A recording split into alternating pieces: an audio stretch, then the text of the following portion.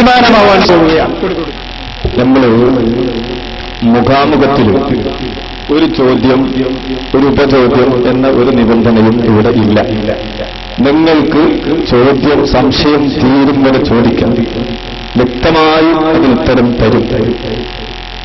ഒരുപാട് സംശയങ്ങൾ വേറെയും ചോദിക്കുവാൻ സദസ്സിലുള്ള ആളുകൾക്ക് നിങ്ങൾക്ക് തന്നെ ഒരുപാട് സംശയങ്ങളിലും ചോദിക്കാനുണ്ടാവും. അപ്പൊ അതുകൊണ്ട് മറുപടി വളരെ വ്യക്തമായി തന്നെ പറയും. തർക്കം എന്താണ് എന്നതിനെ സംബന്ധിച്ച് ആദ്യം നമ്മൾ മനസ്സിലാക്കേണ്ടതുണ്ട്.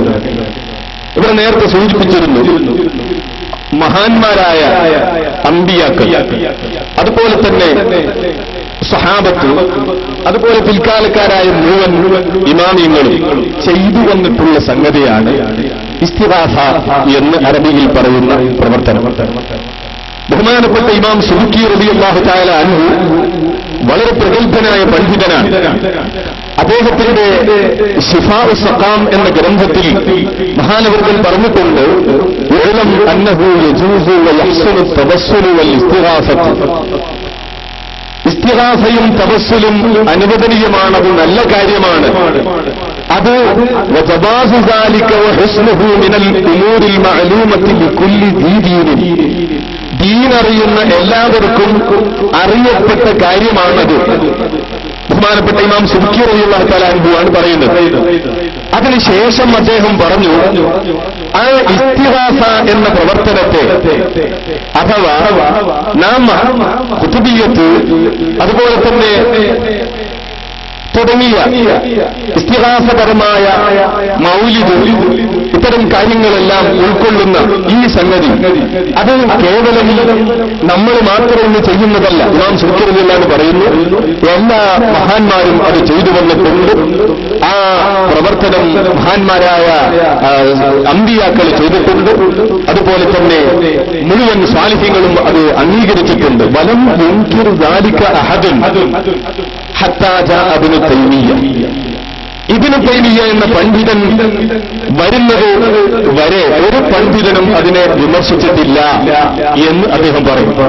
അപ്പൊ അതുകൊണ്ട് നമ്മൾ മനസ്സിലാക്കേണ്ടത്, ആദ്യമായി ഈ ഇസ്തിഗാസ എന്ന പ്രവർത്തനം അത് അംഗീകരിക്കുകയാണ്, അംഗീകരിച്ചുകൊണ്ടാണ് ലോകത്തുള്ള മുഴുവൻ മോമിനീകളും ജീവിച്ചിട്ടുള്ളത് എന്ന് നമ്മൾ മനസ്സിലാക്കേണ്ടതുണ്ട്. അപ്പൊ അതിനെതിരായി ആദ്യമായി ഒരു പുതിയ വാദവുമായി വന്നത് ഇബ്നു തൈമിയ്യ. അപ്പൊ ഈ ഇസ്തിഗാസയാണ് ഇപ്പോൾ പ്രാർത്ഥന എന്ന ഒരു പദപ്രയോഗം നടത്തി ദുർവ്യാഖ്യാനം ചെയ്ത് അങ്ങനെ സുന്നികളുടെ തലയിൽ പ്രാർത്ഥിക്കുന്നവരാണ് സുന്നികൾ, അല്ലാഹു അല്ലാത്തവരോട് പ്രാർത്ഥിക്കുന്നവരാണ് സുന്നികൾ എന്ന് പറഞ്ഞുകൊണ്ട് തെറ്റിദ്ധാരണാപരമായി സംസാരിക്കുന്നത്. അപ്പൊ ആദ്യം ചോദ്യത്തിൽ അദ്ദേഹം ഒരു ഹദീസ് പറഞ്ഞിരുന്നു, അദ്ദുആഉ ഹുവൽ ഇബാദ. എന്താണ് അതിന്റെ പശ്ചാത്തലം എന്ന് മനസ്സിലാക്കേണ്ടതുണ്ട്. ദുആ ആണ് ഇബാദത്ത് എന്ന് നബി സല്ലല്ലാഹു അലൈഹി വസല്ലം തങ്ങൾ പറഞ്ഞല്ലോ. ദുആ ആണ് ഇബാദത്ത്. നിസ്കരിക്കുന്ന സമയത്ത് നിസ്കാരത്തിൽ ദുആ ഉണ്ട്, ഹജ്ജിൽ ദുആ ഉണ്ട്. ഒരു മനുഷ്യൻ വെറുതെ നിന്നാൽ അതിൽ ദുആ ഇല്ല. അതുകൊണ്ട് അയാൾ നിസ്കാരമല്ല, അയാൾ വെറുതെ ഇങ്ങനെ നിന്നുകൊണ്ട് നിസ്കാരമാവുകയില്ല. കാരണം നിസ്കാരത്തിൽ ദുആ ഉണ്ടെങ്കിൽ മാത്രമേ ഇബാദത്താവുകയുള്ളൂ. അപ്പൊ നിസ്കാരത്തിന്റെ ഏറ്റവും പ്രധാനപ്പെട്ട ഘടകമാണ് ദുആ. എന്താണ് ദുആ? ബഹുമാനപ്പെട്ട ഇമാം റാസി റളിയല്ലാഹു തആല അൻഹു അദ്ദേഹത്തിന്റെ തഫ്സീറിൽ വളരെ വ്യക്തമായി പറഞ്ഞു, യഥാർത്ഥത്തിൽ ദുആ ഒരു അടിമയുടെ അടിമത്വം അംഗീകരിച്ചുകൊണ്ട് യജമാനനായ അല്ലാഹുവിന്റെ റുബൂബിയ്യത്ത് അംഗീകരിച്ചുകൊണ്ടുള്ള ഒരു നിലപാടാണ് വാസ്തവത്തിൽ ദുആ. ആ ദുആ മഅരിഫത്തു റില്ലത്തിൽ ഉബൂദിയ്യ മാ ഇഖ്റാരി ഇസ്സത്തുർ റുബൂബിയ്യ. ഞാൻ ആരാധിക്കുന്ന അല്ലാഹു അവൻ എന്റെ റബ്ബാണ്.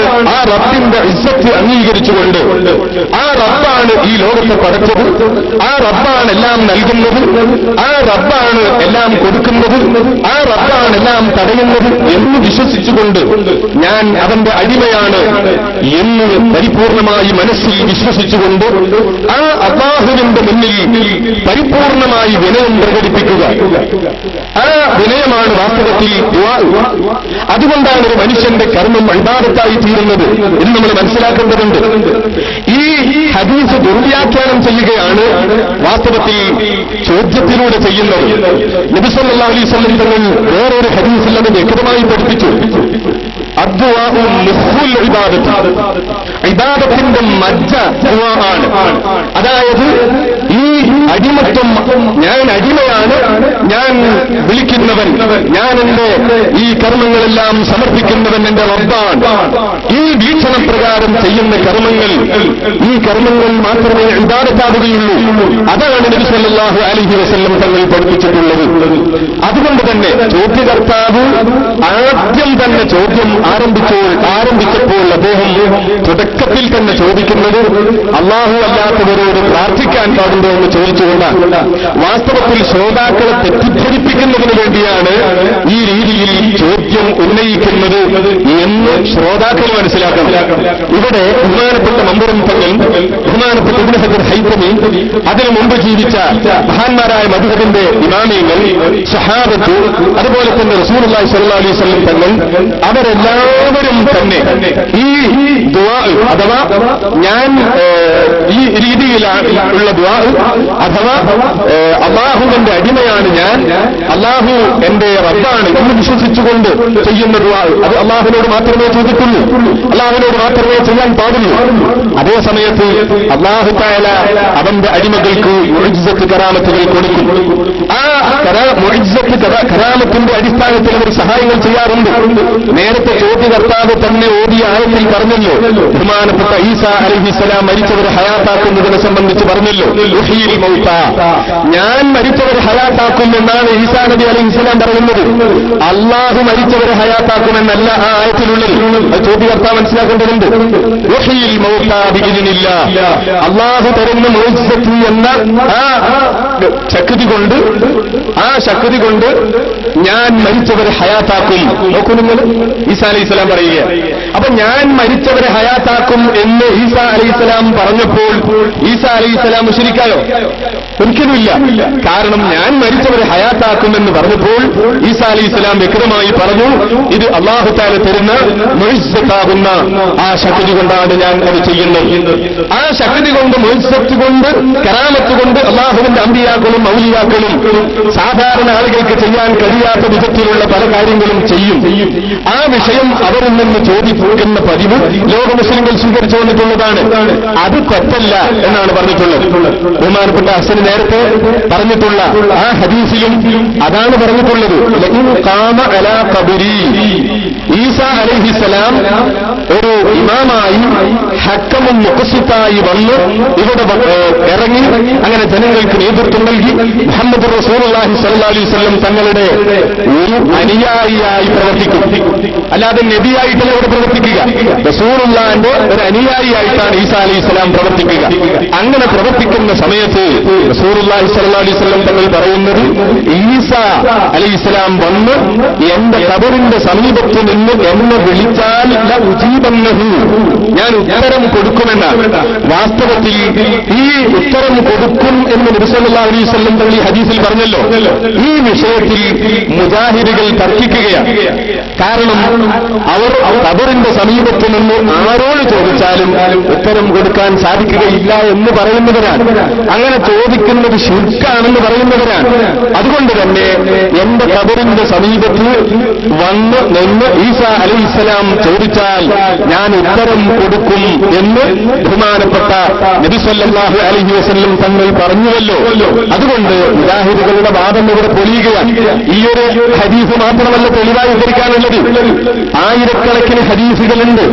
പക്ഷെ ഒറ്റ ഹദീസ് ഇവിടെ ഉദ്ധരിച്ച് അതിനെ സംബന്ധിച്ച് മാത്രം സംസാരിക്കുന്നത് നമ്മുടെ ചർച്ച വികൃതമാകാതിരിക്കാനും അങ്ങനെ പല കാര്യങ്ങളിലേക്കും ആളുകളെ കൊണ്ടുപോയി ആളുകൾക്കൊന്നും മനസ്സിലാകാത്ത സ്ഥിതി വരാതിരിക്കാനുമാണ് ഒറ്റ തെളിവ് മാത്രം പറഞ്ഞത്. വേറെ ഒരുപാട് തെളിവുകൾ ഉദ്ധരിക്കാനുണ്ട്. ആ തെളിവുകളിലേക്ക് നമുക്ക് ആവശ്യമെങ്കിൽ കടക്കാം. പക്ഷേ ഈ തെളിവിന് ഒരു മറുപടിയും ചോദ്യകർത്താവിൽ നിന്നുണ്ടായിട്ടില്ല. അതുകൊണ്ട് തന്നെ വളരെ സ്പഷ്ടമാണ് മഹാന്മാരായ അമ്പിയാക്കൾക്ക് അല്ലാഹു ഇസ്സത്ത് എന്ന ശക്തി കൊടുക്കുന്നുണ്ട്, ഔലിയാക്കൾക്ക് കറാമത്ത് എന്ന ശക്തി കൊടുക്കുന്നുണ്ട്. അത് കൊടുക്കുന്നുണ്ടെന്ന് വിശ്വസിച്ചുകൊണ്ട് ഞാൻ അല്ലാഹുവിന്റെ അടിമയാണെന്ന് പരിപൂർണമായി വിശ്വസിച്ച്, അല്ലാഹു മാത്രമേ റബ്ബുള്ളൂ എന്ന് പരിപൂർണമായി വിശ്വസിച്ച്, ലാ ഇലാഹ ഇല്ലല്ലാഹു മുഹമ്മദുർ റസൂലുള്ളാഹി എന്ന് പരിപൂർണമായി വിശ്വസിച്ചുകൊണ്ട് അല്ലാഹുവിന്റെ ഇഷ്ടദാസന്മാരായ അമ്പിയാക്കളോടും ഔലിയാക്കളോടും സഹായം അഭ്യർത്ഥിക്കുന്നത് ശിർക്കാണ് എന്ന് വരുന്ന ഒരു ആയത്തും ഒരു ഹദീസും, സഹീഹായ ഒരു ഹദീസും ഉദ്ധരിക്കാൻ ലോകത്ത് ഒരാൾക്കും ഇന്നുവരെ സാധിച്ചിട്ടില്ല, സാധിക്കുകയും ഇല്ല.